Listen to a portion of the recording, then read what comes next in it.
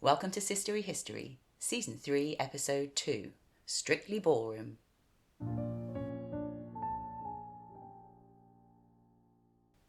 An 1836 publication called The Laws of Etiquette cautions the reader, if you take your wife to a ball, be careful not to dance with her. That sounds strange to us, perhaps. Surely it's normal to dance with your other half when you go to a party. For the Georgians, though, public balls weren't just parties. They were well-regulated events governed by rules, hierarchies, and manners. And if you were going to attend, you needed to follow those rules. And, heaven forbid, if you were unmarried, then it really was advisable to go along, as these balls gave you the best shot at finding a spouse.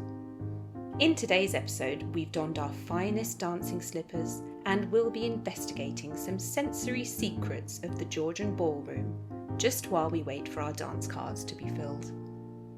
I love dance cards. Do you remember the film Meet Me in St. Louis? Oh, it's a great movie. And there was some doctoring of the dance cards going on?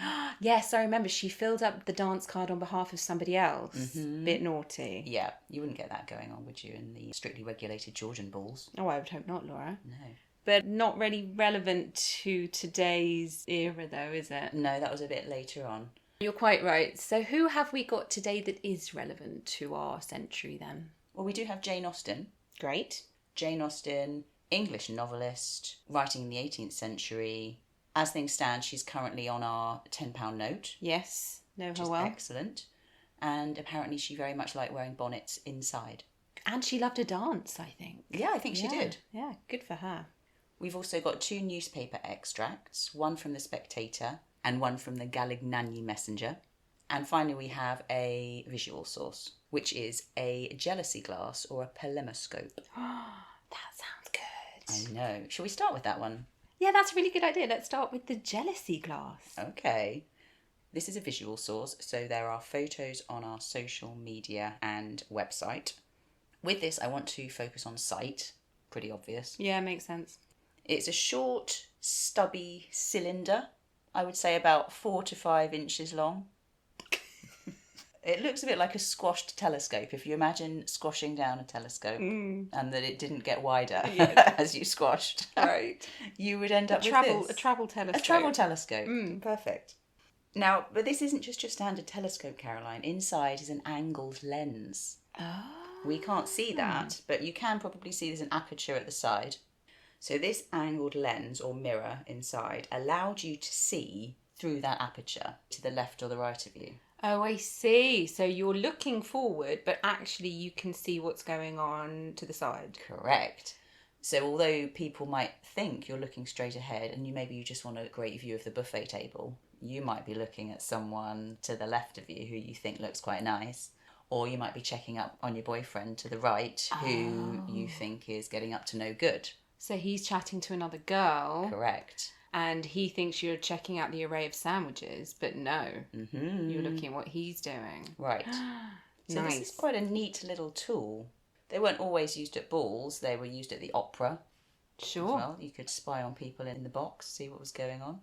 So they were originally invented by Johannes Hevelius in 1637, and he intended them for military usage. Right. Just to get different views, I guess, of what was going on. Didn't you just turn to the left or right? Well, it never really took off in the military sense because it didn't give good enough field of vision. Okay. And it was completely unnecessary, Johannes. Yeah, I mean, he could have just used a regular telescope, Yeah. I guess, and turned around as you suggested. But anyway, let's not quash innovation. Oh, maybe it's for looking around corners. Yeah. Okay, so it'd be good for looking around a corner if you didn't want to get your head blown off. I guess you could get your telescope blown off. And I don't know whether he started out with the very small design, the squashed stubby design, or whether he started larger. I don't know enough about it, but just to give you a bit of background, because that's where the word comes from. Polemoscope comes from 2 Greek words, polemos, war, and skopos, meaning to look or target as well. Oh, Right? Great. That's a great word. It is, because I was thinking also target. I love target. Keep it in his bow. Keep it in his dart, yeah. After this didn't take off with the military usage, in the 18th century, people started using them for some casual spying. I love a bit of casual spying. They got more and more popular, design started to get more elaborate as well. So it wasn't just used then for viewing. People were using them to maybe keep their snuff in. They came with hinged compartments. Oh, wow. Or you could fill a little bottle of scent or perfume in there. Or a bit of whiskey or something. Yeah. So it was for spying, snuffing and snifting. Yes, but also one was found dating from 1760 where the cylindrical body contained an entire manicure set and a pencil. What kind of situation would I be in where I quickly need to do my nails, write something down, spy at someone around? Actually, no, if I were a spy... This would all be handy. Why would I need a manicure set? But also, in addition, there was a compass attachment on the top. What is this person doing? I don't know, but he is prepared for anything, or she. Were they mainly used by women or men or both? This one is attributed to a gentleman's usage. Right, because they need to know where they are with the compass and then write down where they are with the pencil, but also do their nails at the same time. Correct. So yeah, ladies used them, men used them, and obviously they were just evolving. It's fantastic as a tool, but surely everyone got a bit wise to them. I think so.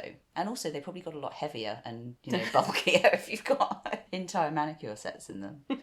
I tell you what, I do like a multifunctional item, you're quite right. But if we go back to the ball scenario, yes, despite all of these accoutrements that may or may not be with them, they're still small and discreet enough that you can put them in your pocket, or if you're a lady, you could have them in a purse or on a chain or something. So you can just slip them out at an opportune moment and take that little look around the room. But as you say, I think people did get wise to them. I can just imagine 100 people all trying to look at each other in a ballroom. Yeah, there's no real discreet spying, it's just overt spying on everyone.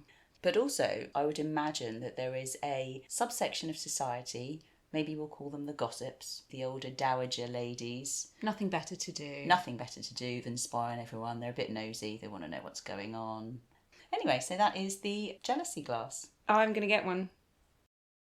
My first source is an extract from Northanger Abbey, a novel written by Jane Austen, probably wearing a bonnet, maybe at a dance. Or after the dance, Or after having the dance. received inspiration. Northanger Abbey is about a girl, 17-year-old Catherine, who has been invited to go on holiday to Bath with her neighbours, Mr. and Mrs. Allen. So here they are, Chapter 2, going to a ball at the Assembly Rooms in Bath. Mrs. Allen was so long in dressing that they did not enter the ballroom till late. The season was full, the room crowded, and the two ladies squeezed in as well they could.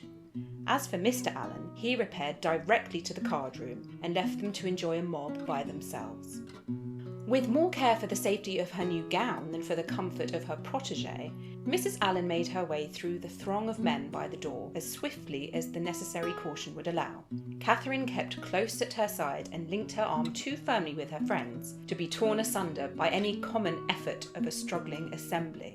But to her utter amazement, she found that to proceed along the room was by no means the way to disengage themselves from the crowd. It seemed rather to increase as they went on. They saw nothing of the dancers but the high feathers of some of the ladies.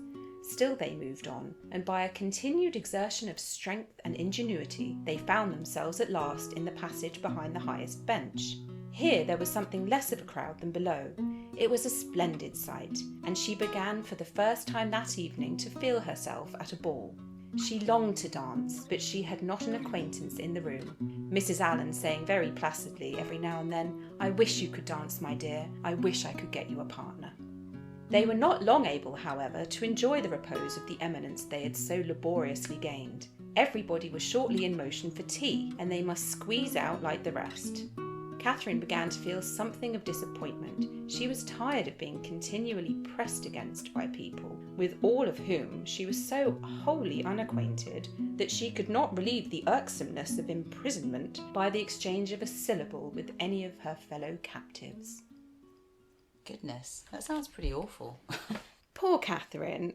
I mean, we think of balls as rather genteel affairs, don't we, when we see them on the telly, with plenty of room to move about. Yeah, you can get yourself a lemonade immediately. But this clearly was not always the case. Can you think what the sense is that I want to discuss? Touch, surely. Yeah, it's definitely touch. If we use the Bath Assembly Rooms as an example, These were ticketed events and mostly required subscription purchases. So you would buy your ticket for the year. Oh, okay. For the season, at least. Yeah. Numbers were therefore in essence restricted, but obviously at the height of the season, it was still really, really busy. The season was about 8 months. That's long. I didn't realise it was that long. Yeah. Ooh. And probably about 30 balls in that time. 2 a week-ish. Okay. Yeah, in high season at least. Yeah. Now, like I said, you had to have a subscription mainly if you were going to go along, and your subscription status was vetted by the Master of Ceremonies. Mm-hmm. There's a little bit of control going on here, isn't there? Definitely. The Master of Ceremonies had a lot of control actually over these balls, and he would decide if you were the right sort or not, if you could attend or not. Very important role, this Master of Ceremonies. We don't really have it anymore. No. But he controlled the music, the rules, the etiquette, the entry of people, when things started, when people could eat, if you could sit down. He was a very control freak man. Like the chap in charge at the symposium, the Greek symposium. Oh yeah, but worse. Kind of semi-dictator. Right. But one of his roles was introducing people. Now, if you think back to the extract, Catherine and Mrs. Allen are both saying, oh, it's really sad that you can't dance because you don't know anyone. Mm. We mentioned these strict rules at the top of the podcast. Catherine is definitely not allowed to just walk up to somebody and ask them to dance, nor is anyone allowed to just walk up to her and ask her to dance. If there is no mutual acquaintance between these people, you would approach the Master of Ceremonies and ask him to introduce you to somebody that you like the look of. Now, if he deemed it a good match, he would then go ahead and make that introduction. What? No way. But if he didn't think it quite right, maybe it wasn't a level playing field, then he would say, no, I'm not going to do it. That's very presumptuous. Great job, though, isn't it? Like I said, a lot of power. And actually, at the start of the next chapter, Catherine is introduced to somebody she quite likes, Mr. Tilney, by the Master of Ceremonies quite soon in the next chapter. So she does finally get a dance, which is nice. I'm glad. If we think about the sheer amount of people, though, that she's describing in this extract, and contrast with one of Jane Austen's actual visits to Bath. So she writes about this not in a novel, but in her diaries and letters and things like that. She goes to visit Bath, and at one ball, only 4 couples are dancing. Really? And she says how ridiculous it is, this huge room, and there's only 4 people dancing. So it could really be feast or famine. But what I want to do now, though, is think of some of the language that she uses to describe this event. She has to squeeze past people. She was pressed against people. It's all very oppressive and close. And actually, it makes it sound like there were a hell of a lot of people in quite an enclosed space. And it's odd that on the one hand, you're touching all your body parts against these other people as you try and squeeze down a corridor. But then, on the other hand, you can't even shake hands with somebody that you like the look of if you meet them in the street. It's ridiculous, isn't it? Or even at the same event, you can't shake their hand. You just have to bow politely. So yeah, you can touch bums, but you can't ask somebody to dance. Fair play. And I'm pretty sure that quite a few people maybe took an opportunity in these big crowds to cop a feel. Do you think? Absolutely. Maybe the fake bottoms that we talked about in the previous episode would have guarded against some of that. Thank God for fake bottoms. Yeah. But there must have been some squeezing. We've all been in a crowded nightclub, haven't we? And someone squeezed past a little bit too closely. And there was also a lot of effort to move around that she mentions. The exertion, she needed strength, the labour, the struggling against people. Is that the force of the crowd? Like being in a concert arena and then, you know, your movement is a bit controlled by other people, isn't it? Exactly. And if you want to go the other way, it takes quite a lot of effort and physical strength to actually end up where you want to go. Some of the other words she uses to describe the amount of people, a mob, throng, crowd. She says she's imprisoned. These are quite claustrophobic, almost threatening words. Not pleasant. No, very oppressive. It doesn't really sound like an exclusive event. No, it doesn't. And there is actually that, back to the fake bottoms and the wandering hands, there's a throng of men by the door, which Does sound a bit threatening, I guess. Mm. You have to squeeze past a big group All of of them. men. Maybe not threatening, but intimidating at least. Yeah, to... like a group of lads hanging outside a kebab shop exactly, on a Friday night yeah, or something. maybe heckling or catcalling. Or, yeah. It just doesn't sound like the genteel affair that I think we automatically assume these balls were. Mm. You mentioned at the beginning that they were arriving late. Mm. These didn't even start till late, did they? These balls, they started at 9, 10 o'clock. They could go on till 6 or 7 in the morning as well. That's crazy, isn't it? Can you imagine? Past my bedtime, Law. Yeah, they get 2 meals. Yeah. You need the stamina to get through the crowd. Quick Mars bar. Yeah. And then maybe a bit of toast. Probably something slightly more substantial and elegant. Well, who knows? It sounds like a riot, from the way Catherine's described it, at least. Poor girl. But you can see why there were so many rules, actually, that the Master of Ceremony felt the need to have so many behavioural and etiquette rules. He had quite the job keeping everyone in line. He did. Thinking about the amounts of people, though, surely the dance floor itself must have been pretty clear. I'm sure the MC had a stick or something to keep people back. Just to prod people around with. So there you go, Laura. Do not go to a ball if you do not want to be touched. Noted. Thanks for the advice. Next then, I have an article from The Spectator, dated June the 27th, 1711. The Spectator is a daily London publication by Joseph Addison and Richard Steele, and it was often satirical in its content, and it's basically a collection of articles commenting on topical issues with an aim of instruction, moral instruction, or guidance, but also quite amusing at the same time. In this particular article, Addison is advertising his fan instruction school for ladies. Wow. Go ahead. There is an infinite variety of motions to be made use of in the flutter of a fan. There is the angry flutter. There is the modish flutter, the timorous flutter, the confused flutter, the merry flutter, and the amorous flutter. Not to be tedious, there is scarce any emotion in the mind which does not produce a suitable agitation in the fan, insomuch that if I only see the fan of a disciplined lady, I know very well whether she laughs, frowns, or blushes. I mean, timorous flutter? Yes. What does he mean I need only see the fan? He doesn't even need to see the lady's face necessarily, or her other body language. All he needs to do is watch the fan. And then he can teach this in his school. He can teach this in his school. I hope he got some patrons. Me too. Even though it's a fake school. Is it not real? I'm presuming it's a fake school. Oh, because it's in a satirical newspaper. Oh, yeah. God. Wake up. Sorry. So fans initially, you think they're quite visual. Well, they are quite visual, aren't they?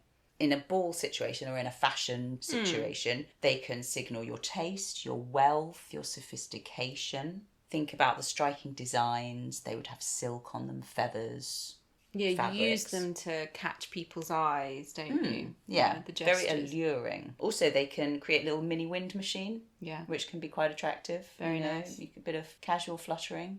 Yes, and you can spread your personal smells to other areas of the room. That's true, if they're positive. Yes, you would hope that they're positive smells. Yes. And also they have a practical purpose. Ballrooms get very hot. We've just heard about poor Catherine's challenges in getting her way through that ballroom, how hot and oppressive it was. Yeah. So even if it was in the colder months of the year, ballrooms still got very hot, so the fan could help cool you down. Think about the hair towers we talked about in the previous episode. No. If you've got that all stuffed on your head as well, you're going to be extra hot. Maybe you've got a fake bottom on. You're just going to be hot all over, regardless of whether it's 0 degrees and snowing outside. Oh, Lord. And this is actually why I think balls would happen in the winter months. Perhaps, yeah. What were the months for the season, do you know? The season in Bath ran from October to June, I believe. Okay, so it encompassed the cooler months and avoided the really hot July, August, Exactly, September. Yeah, makes sense, right? Yeah, that does make sense. Okay, so with the fans then, going back to the fans, a fan language developed. Have you heard of the fan language? The flanguage. The flanguage, if you will. This was a series of gestures and flutters that developed into a secret language, allowing ladies to communicate with potential suitors or partners.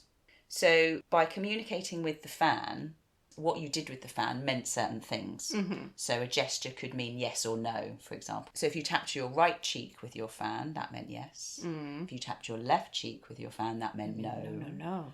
But also, there were all sorts of other meanings. So the way that you were fluttering could mean things. You could indicate whether you were married, whether you were engaged, whether you were interested in someone, whether you just wanted to be friends, based on what you did with your fan. So there were specific movements that meant specific things. Why are we not talking about sight here then? Great question, Caroline. Oh, thank you. Why sound? Why sound? Think about the absence of it. Sure. So the fan is talking. You mean when it's fluttering, it's making... No, it's doing the talking for you. Oh. I mean, it literally is going potentially, but it's communicating for you so that you don't have to speak. If you're with your chaperone nearby, that chaperone can't hear what you're saying, can't hear if you're flirting. So you and the other youth will understand this fan language. Language. But your dear old mum, she won't necessarily know what's going on. So you can be a little bit flirty. She didn't go to and fan suggestive. school. She did not go to Mr. Addison's fan school. So you can be a little bit flirty, a little bit risque, have a little bit more freedom because your fan is doing the talking and you don't have to say a word. But also, if you were rather into somebody and you did a vigorous flutter, you could actually physically hear that as well. You could, yes. I think it'd be obvious to everyone. Yeah. I mean, the thing is, discretion is key here. You don't want to be vibrantly wafting your fan around like you're signalling an aircraft, doing some vigorous semaphore. This is discreet, Caroline. You don't want everyone else to see what's going on. Vigorous semaphore is my new favourite thing. I might start a gym class.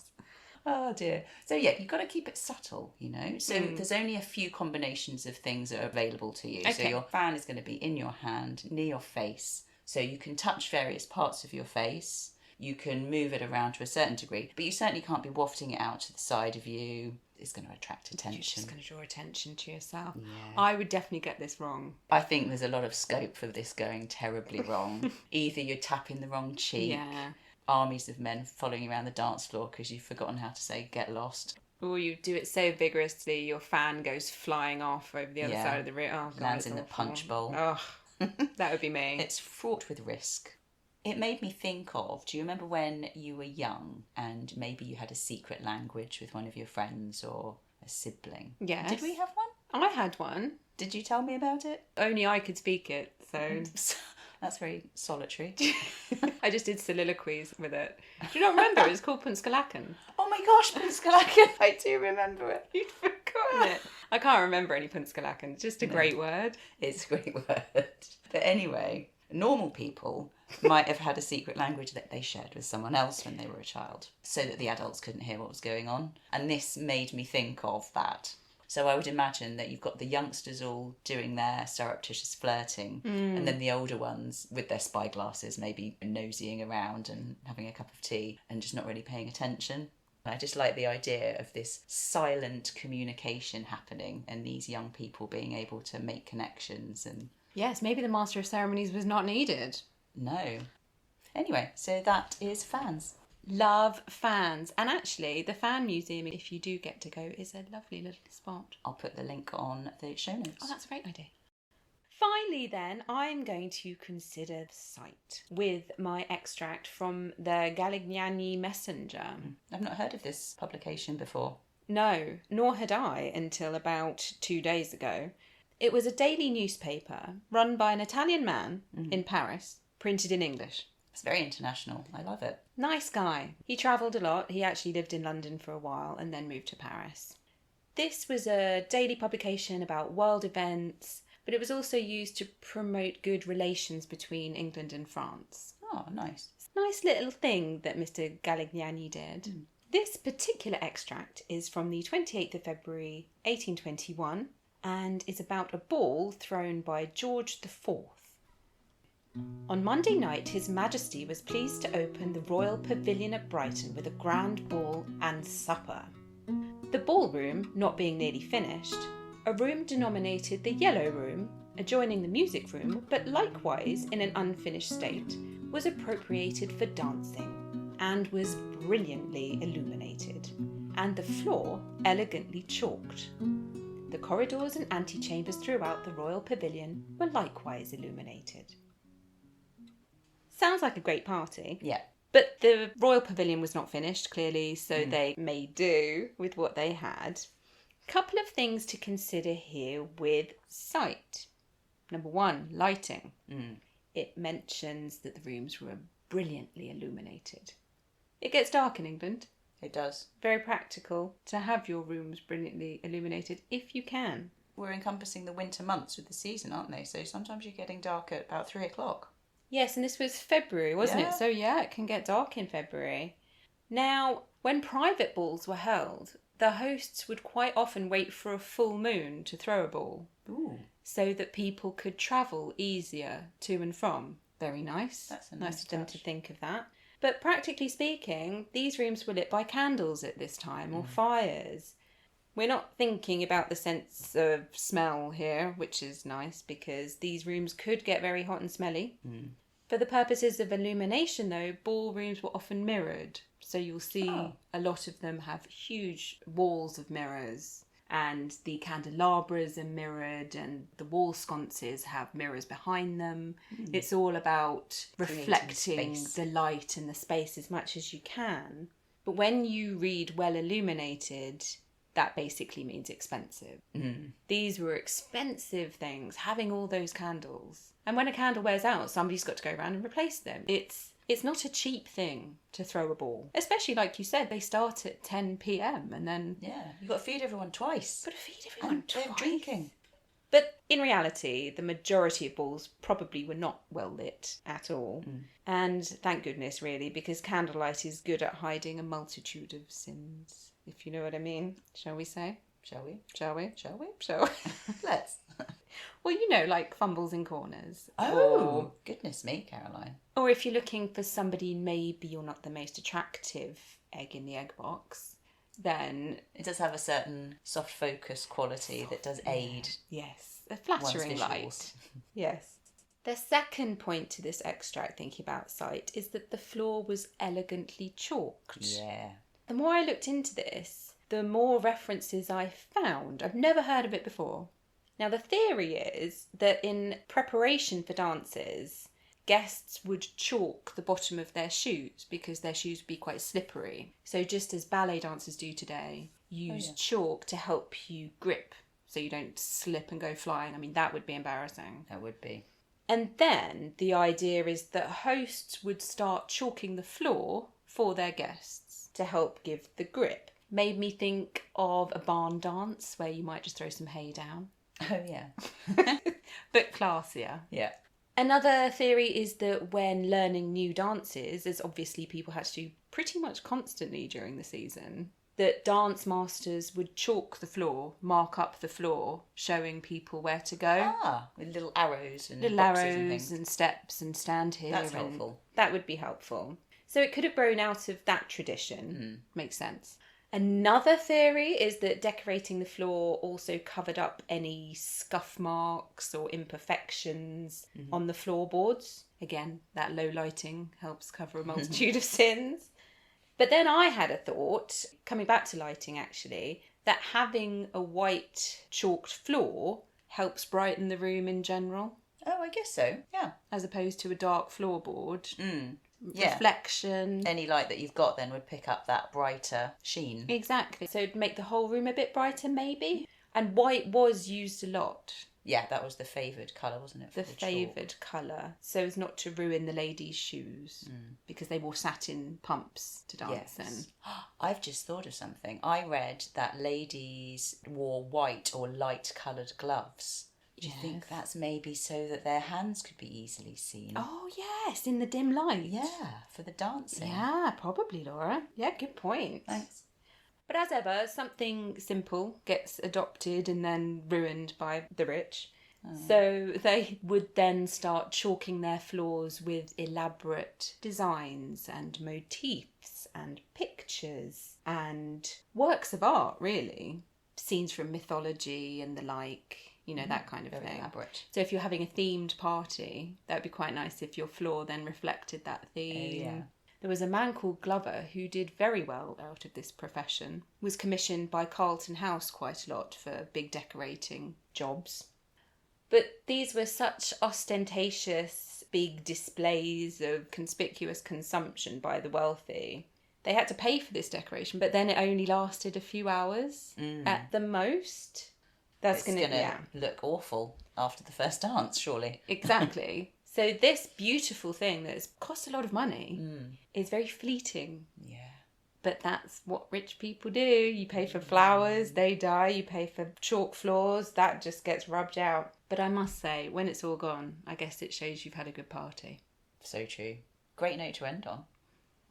Do you want a little quiz before we go? I'll repair to the card room with Mr. Allen, and hopefully he's a good quiz companion. This quiz is all about fanology, which is the language of the fan. Didn't we call it flanguage? No. Okay, fine. I've gone with the slightly classier naming, but we can use flanguage if you like. I'm going to give you 5 gestures and 5 meanings, and I'd like you to match them up. Here are your gestures.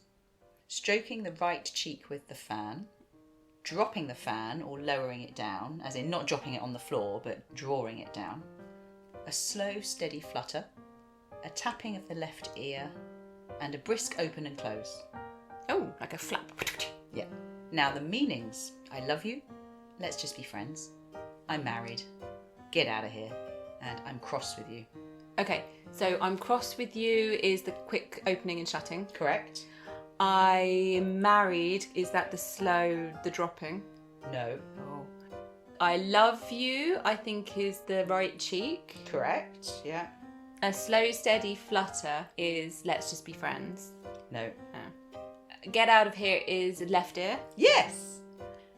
Okay, so you got a painful 3 out of 5, I would summarise that as. That's fine. So I love you was the right cheek. Dropping the fan, lowering it down was let's just be friends. Oh. I'm married is a slow, steady flutter.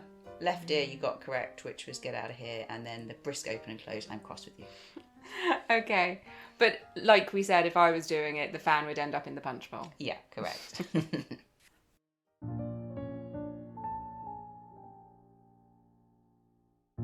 Next time we really will say a few thank yous to people who've been in contact. So please remind me, Laura. I will.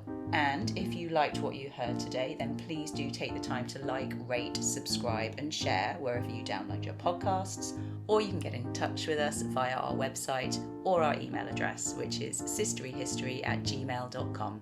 See you next time. Bye-bye. Bye.